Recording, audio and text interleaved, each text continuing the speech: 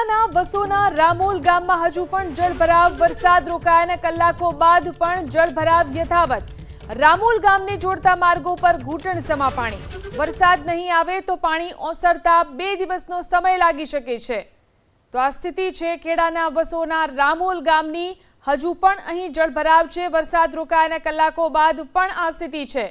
રામોલ ગામને જોડતા માર્ગો પર પણ ઘૂંટણસમું પાણી ભરાઈ ગયું છે।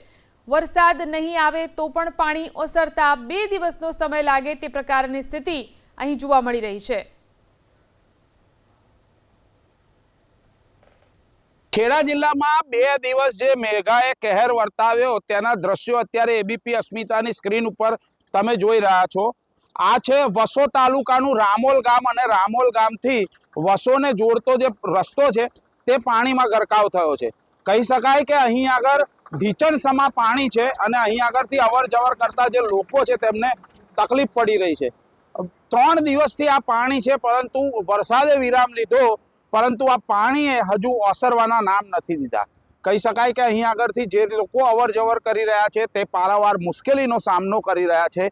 ખાસ કરીને વાત કરવામાં આવે દર વર્ષની આ સમસ્યા છે પરંતુ હજુ સુધી આ સમસ્યાનો ઉકેલ કોઈ જ નથી આવ્યો। ફરીથી એક વખત દ્રશ્યો બતાવીશ કે આ ટેમ્પો છે અને આ ટેમ્પાવાળા ભાઈ જે રીતના જીવના જોખમે અહીં આગળથી પસાર થઈ રહ્યા છે તમને જોઈ શકાય છે કે ઢીચણસમા પાણીમાં પણ લોકો અવર જવર કરવા માટે મજબૂર બન્યા છે। આ કાકા પણ છે જે કદાચ ખેતરમાંથી આવ્યા હોય એવું લાગી રહ્યું છે। પોતાની જે જમીન છે તે જમીનમાં પણ પાણી ફરી વળ્યા છે।